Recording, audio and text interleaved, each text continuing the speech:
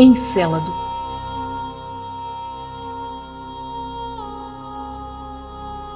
Fábula interplanetária multidimensional. Relaxe. Abaixe sua frequência. Feche seus olhos e siga a minha voz.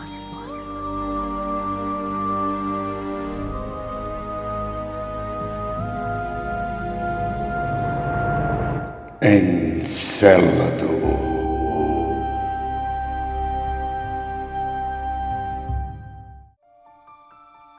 Planeta Terra, um dos 8 planetas descobertos até agora que orbitam atualmente o nosso Sol. Sol, apenas uma estrela, nem tão grande assim, que faz parte de um enorme conglomerado de outras 200 milhões de estrelas que se acumulam em nossa galáxia batizada de Via Láctea. E nossa galáxia, também nem tão grande assim, faz parte desse universo observável, dentre outras milhões de incontáveis galáxias. Nosso pequenino sistema solar, na verdade, está num dos braços externos da Via Láctea, o que nos leva a crer que, em relação a outros sistemas mais internos, em sua maioria, somos ainda jovens. Mas por enquanto não vamos à procura de contar sobre outros sistemas. Vamos nos ater ao nosso, que ainda é muito incompreendido pela maioria dos terráqueos. E continuará sendo, enquanto a ciência e a espiritualidade não se confluírem em busca de novos processos. A ciência fala em vida apenas na visão biológica dessa dimensão. Achar vida inteligente por enquanto para eles é algo que os chulos 5 sentidos humanos podem compreender como existência. Porém, os físicos quânticos e os mais espiritualistas entendem que somos seres multidimensionais e, portanto, nem tudo que podemos ver ou tocar, sentir, enfim, é o que apenas existe. Existem muitas outras frequências dimensionais, aqui mesmo onde entendemos como lar, e em outras localidades de nosso sistema planetário.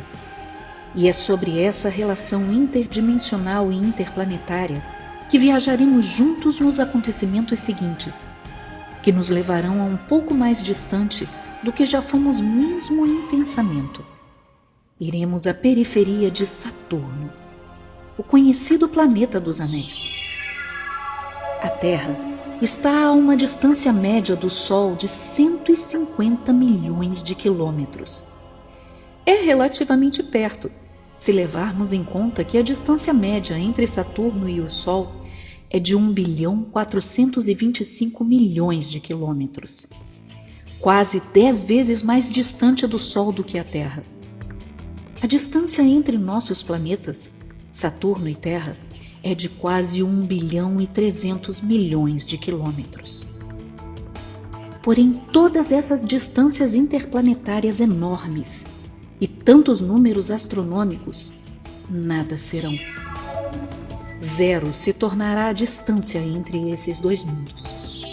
Apenas 4% do universo é constituído de matéria bariônica, as matérias que formam as estrelas, os planetas, todos os seres e também nós.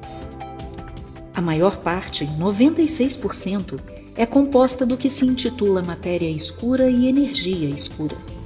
Formando tudo isso, temos os áxions, partícula elementar, os neutrinos improdutivos e as WIMPs, ou Weak Interactive Massive Particle. Já a matéria bariônica, a mais comum em nossa existência, é constituída principalmente por bário, também conhecidos como prótons e nêutrons, partículas subatômicas compostas por 3 quarks. Esses também, de alguma forma, continuam compartilhando com a matéria escura, na forma de objetos maciços, adensados em diferentes frequências, uma vez que eles enviam contínuos impulsos radioativos. A torção do espaço-tempo acontece em saltos quânticos, propiciando a transposição da matéria, mesmo que em outras vibrações diferentes da nossa, através da projeção dos elétrons. Tudo o que conhecemos no universo e que supomos no multiverso é feito da mesma essência, partículas. As partículas formam átomos. O átomo se divide em duas partes, o núcleo e a eletrosfera. Os prótons e nêutrons ficam no núcleo do átomo e os elétrons ficam na eletrosfera orbitando. Existem 3 partículas fundamentais: elétrons, prótons e nêutrons, além da radiação que emitem e da interação entre elas. Tudo é criado a partir desses nanolegos siderais. O que vai variar são as formas com que se somam, se dividem e saltam quanticamente, adensando ou sutilizando seus corpos materiais em diferentes sintonias e frequências. Os átomos formam moléculas, e essas moléculas então começam a formar tudo o que conhecemos. Gases, rochas, metais, vegetais, organismos como um todo são constituídos dessa mesma matéria. Tudo. Tendo esse embasamento, será mais plausível o entendimento não só do todo, de si mesmo, mas também de nossa fábula. Mas voltemos próximo de onde tudo começou. Saturno orbita entre Júpiter e Urano. É o segundo maior dos planetas gigantes e o 6º na ordem das distâncias ao Sol, mas o menor em densidade. O movimento de rotação em volta do seu eixo demora cerca de 10 horas e meia e cada revolução ao redor do Sol leva 30 anos. É o único planeta do Sistema Solar que é menos denso que a água. Tem um elevado número de satélites, 62 luas no total até agora catalogadas. E é em uma dessas luas que iremos embarcar nossas mentes. Encélado. Essa lua é o 6º maior satélite natural de Saturno. Possui um oceano global de água líquida sob sua superfície gelada. Criovulcões no Polo Sul ejetam enormes jatos de vapor de água e outros voláteis, como partículas sólidas, para o espaço quase que continuamente. Uma parte dessa água cai de volta sobre a Lua Encélado como neve. Outra parte é gravitacionalmente atraída aos anéis de Saturno, enquanto outra parcela atinge o planeta. Devido à água provavelmente estar sobre ou próxima à superfície, Encélado pode ser um dos melhores locais para que os cientistas busquem por vida extraterrestre, dentro ainda de uma visão arcaica de apenas uma dimensão e do entendimento por eles do que é a biologia conhecida. Cientistas da Enceladus Focus Group Conference relataram que Encélado é no momento o local mais habitável do Sistema Solar fora da Terra, para a vida como eles a conhecem. E a NASA anunciou recentemente que Encélado tem os elementos necessários para abrigar vida. Mas vida há, e muita em Encélado. Mas não pode ser vista pelos olhos ou pobre pensamento materialista. Existe lá uma sociedade avançadíssima em relação à nossa, tecnológica e moralmente avançadíssima. São esses os Encelades, seres que habitam com seus corpos sutis uma das 7 densidades vibracionais que o satélite suporta. Como vivem mais sutilizados, a densidade da água do satélite é sentida como sua atmosfera, e o gás que respiram é o nitrogênio. Ou seja, o que para futuros astronautas humanos chegando lá será entendido como água, para os enceladianos é uma atmosfera respirável e comparada à nossa com oxigênio. Não, eles não são seres subaquáticos. Convivem secos pelo entendimento de seus átomos corporais com a química dos gases do satélite. Esqueçam tudo o que sabem sobre física newtoniana, pois aqui não se aplicam. Aqui em Encélado é a física de partículas que exerce sua magia natural. De estirpe e índoles elevadas, essa sociedade já há muito transcendeu a grande maioria dos atrasos morais dos seres humanos, como pensamentos e ações egóicas. A inter-relação social é de plena ternura e compreensão do próximo. Doa-se fraternidade e amor o tempo todo. Entende-se que todos fazem parte de um mesmo corpo social e espiritual, ligados sem dúvida a outros em outras dimensões, e que tudo afeta o todo. E por isso, tudo será para o bem coletivo, o que para o pensamento terrestre seria praticamente um paradoxo. Essa declaração leva a uma contradição lógica ou a uma situação que contradiz a intuição comum humana, o oposto do que as pessoas na Terra pensam ser a verdade, mas que sociedades extraterrestres já praticam há bastante tempo. Seu sistema social consiste em entender por idade, biorritmo, campo áurico, talento e caminho karmático as funções que devem ser exercidas e continuamente sendo trocadas em seus respectivos tempos. Os digamos jovens realizam trabalhos na esfera de esforços mais apropriados para sua grande vitalidade, e essas funções vão sendo alteradas à medida que o tempo vai andando, dando lugar a novos jovens. As funções onde se necessita de mais experiência, mais sabedoria, vão passando aos vividos, esses também tomando os antigos postos de seus preceptores, fazendo assim com que todos participem de todas as necessárias funções para que o todo do sistema flua. Estudos e ensinamentos? Esses não têm idade para começar e nem parar, proporcionando a absorção contínua de princípios e preceitos, sequer por enquanto compreendidos por nós humanos. Conhecimentos muito além do que podemos imaginar. Aprende-se toda uma vida enceladiana. Nem pensar em haver alguma forma de moeda ou sistema econômico. Já superaram isso há muito tempo. Não há falta de nada para todos.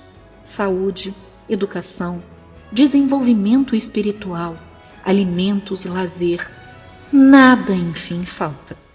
Todos vivem harmoniosa e igualitariamente.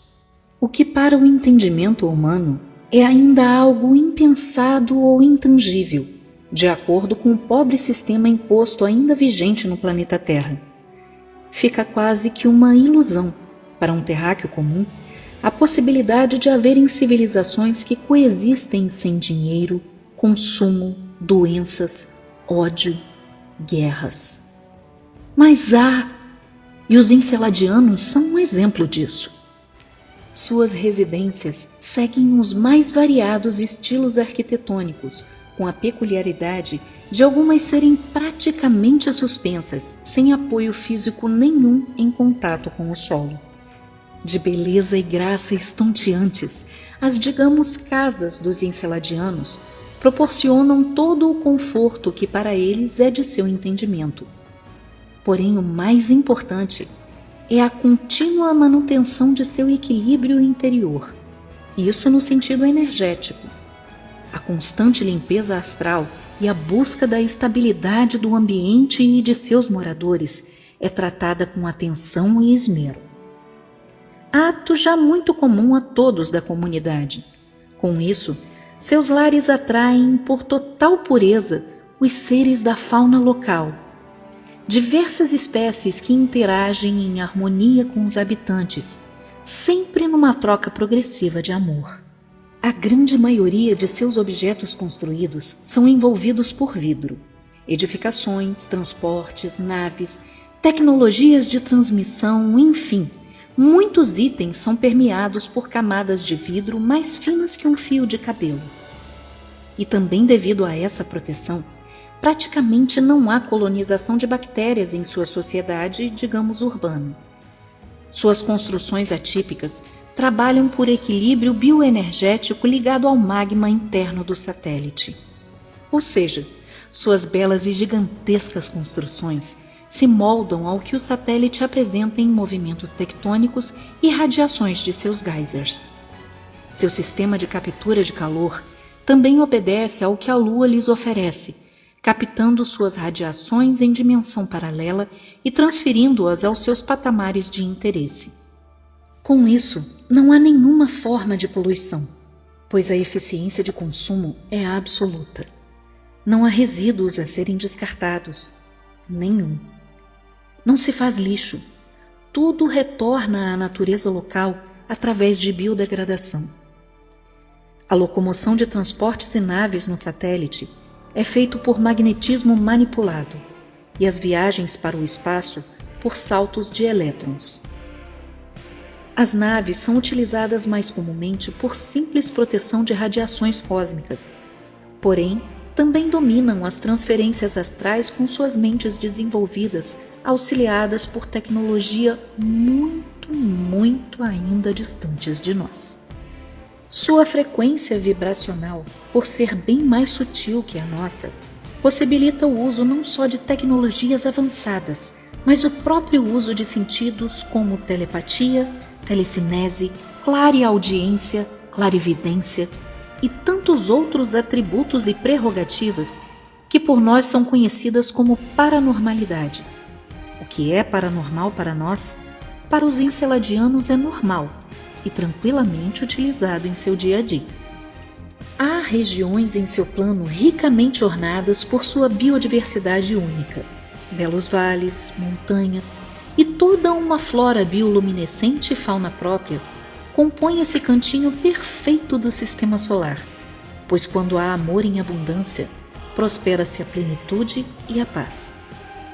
Existem entre seus seres de diversas categorias, vegetais e animais, uma ligação naturalmente astral. Os seres interagem com seus campos vibracionais emitidos, e essa troca é de um equilíbrio perfeito. Em Encélado não há exércitos, nem tampouco qualquer forma de arma ou algo que sirva para se extirpar a vida de outro. Com sua pequena população de quase 2,5 milhões de habitantes, a tranquilidade e o progresso dão uma longeva de quase 1000 anos aos enceladianos. Então vamos falar sobre 2 peculiares moradores dessa lua, Tefnet e Oiran, e toda a sua sincronicidade. Como sugestão do universo, suas intuições e conectividade. Vocês mesmos já devem ter experimentado sincronicidade. Isso quis dizer que vocês sentem quando estão na hora certa e no lugar certo. Mesmo que alguns céticos digam que a possibilidade desse tipo de evento seja bastante baixa, para os enceladianos as sincronicidades acontecem o tempo todo. É um evento vibracional de abertura da consciência que nos permite reconhecer que estamos no caminho correto e abertos à orientação espiritual. Porém, como estamos todos interligados, nem só entre os enceladianos acontecem essas ligações, pois o princípio da correspondência de Hermes Trismegisto já colocava: o que há em cima é como o que há embaixo, e o que há embaixo é como o que há em cima.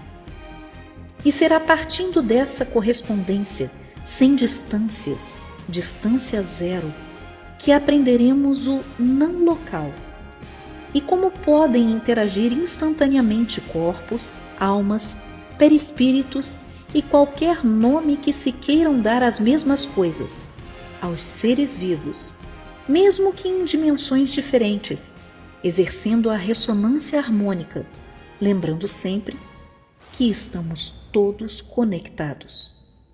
Tefnet, habitante consideradíssima entre todos, mulher de personalidade forte e marcante, assim como também é marcante sua doçura. Pode ser considerada um Balzac em termos da Terra, o que daria algo em torno de uns 40 e poucos anos na cronologia terráquea. Porém, em termos de Encélado, seriam uns 480 anos como referência de comparação. O tempo lá é sentido de forma bem diferente do nosso. Bonita, inteligente, companheira, altruísta. Talentosa em tudo o que se envolve a realizar, ela tem uma forte ligação de amor com Oiran. Oiran, habitante controverso por suas ideias, mas mesmo assim bem visto pelo círculo cívico. Cidadão intendente relacionado aos vulcões do corpo celeste, Oiran tinha uma visão bem diferente dos outros dirigentes.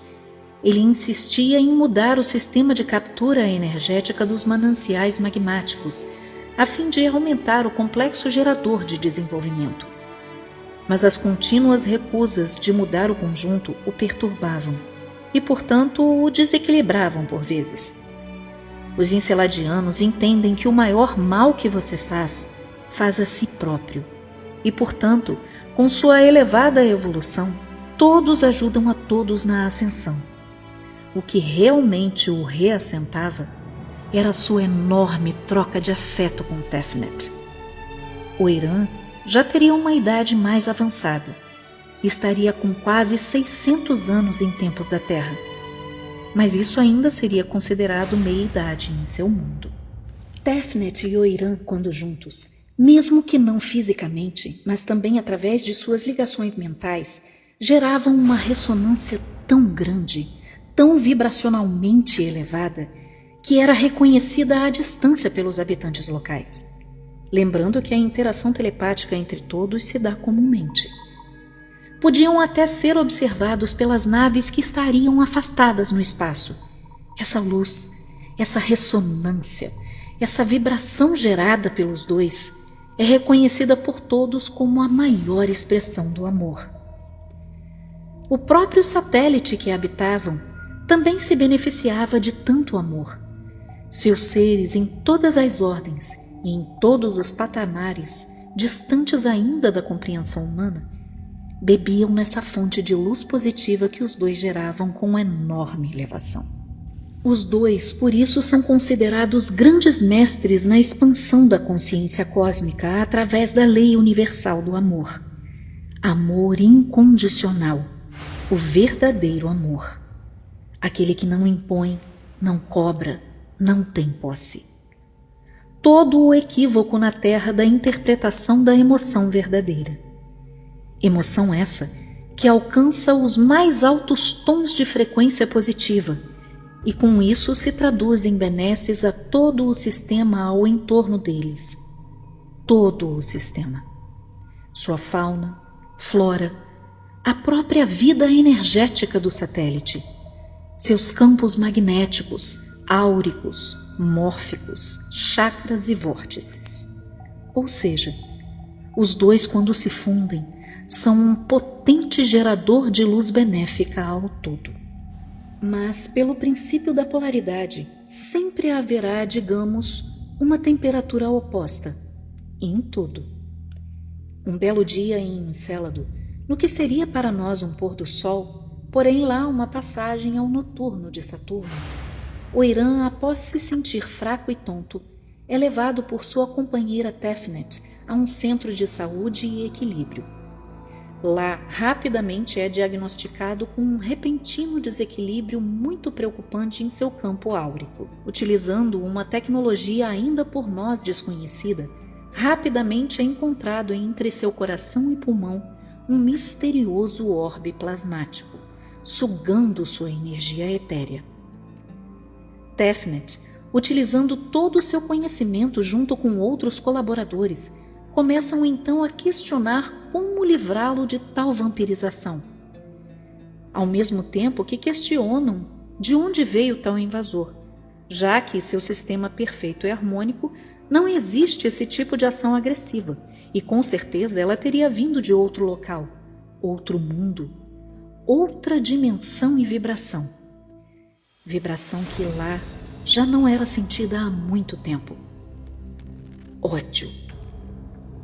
Numa sociedade onde o equilíbrio é o cerne de toda a convivência entre os seres, esse tipo de sentimento ruim era algo considerado extremamente primitivo. O que para nós seria como, de repente, em pleno século XXI, alguém ser atacado por um dinossauro. O espanto dessa constatação por todos foi eminente.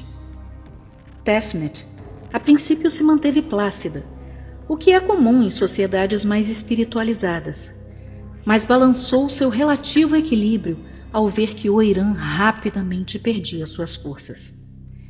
Era mais forte do que ele o que lhe estava a roubar a vitalidade. Tefnet então recorreu a um escaneamento do orbe astral e, junto, claro, com uma incrível equipe de curadores. Todos emanavam vibração de cura a Oiran. Concluíram, após rastrear seu caminho, que o tal vampiro intruso tinha vindo do terceiro planeta do sistema, a Terra. Local considerado por eles como extremamente primitivo, de densidade praticamente insuportável de aceitação por seus sutis corpos. Oiran agora, então, já começava a mostrar em si todo um quadro de mutação da própria gene. Suas células começavam a se desfazer ou mutar. Em muito pouco tempo, seu quadro terrivelmente se agravou. Surpreendendo a todos, outros enceladianos começaram a sofrer o mesmo ataque.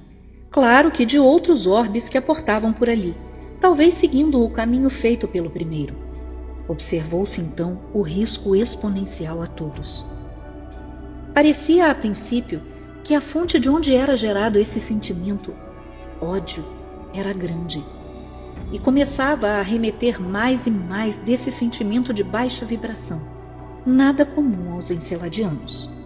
Todos então fizeram uma enorme corrente de pensamento, todos os 2,5 milhões de habitantes instantaneamente, sem nenhum contato ou aviso por aparelhos de comunicação, apenas por suas ligações mentais.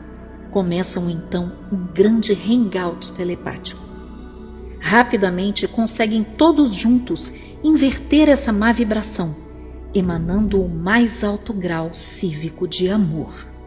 Praticamente sem muito esforço, revertem o ataque em massa, pois as vibrações de frequência mais pesadas não conseguem suportar as de mais alta elevação e são repelidas imediatamente. Estão todos por enquanto em segurança dentro de seu sistema harmonioso. Mas realmente, segundo eles, só é harmonioso quando todos estão bem. A solução para Oiran ainda era desconhecida, pois uma operação nesse plano para extirpar o invasor já instalado ainda não havia sido realizada. E além do mais, as tentativas clínicas de estudo do orbe o faziam reagir, provavelmente como defesa, acelerando ainda mais o processo de extração de vitalidade de Oiran. Mas essa enorme ligação telepática e sua doação fraternal resultou num contato de um antigo morador já em outro plano através do campo mórfico genético de Encélado.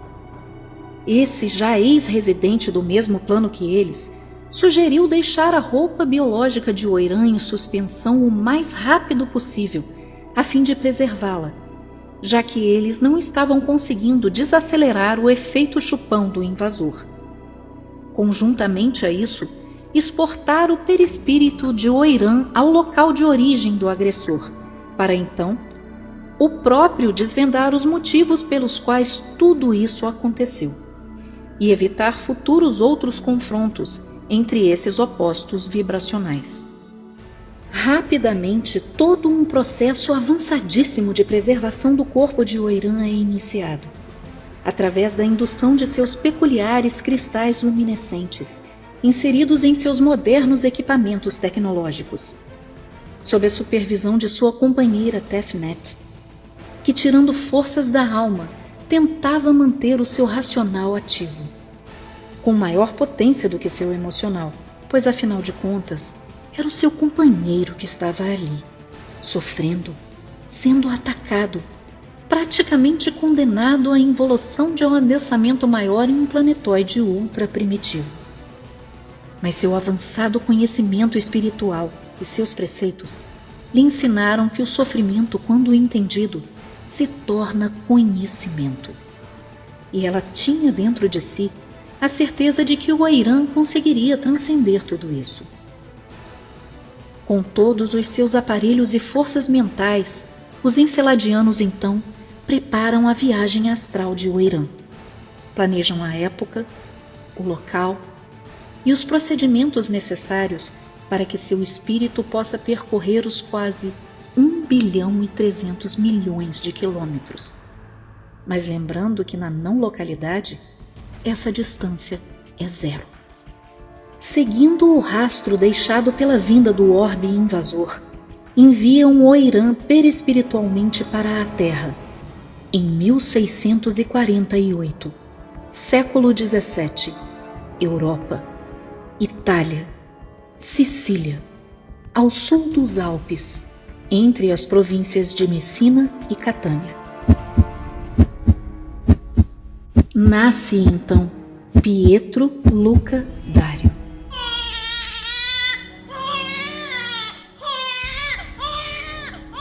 Oiran.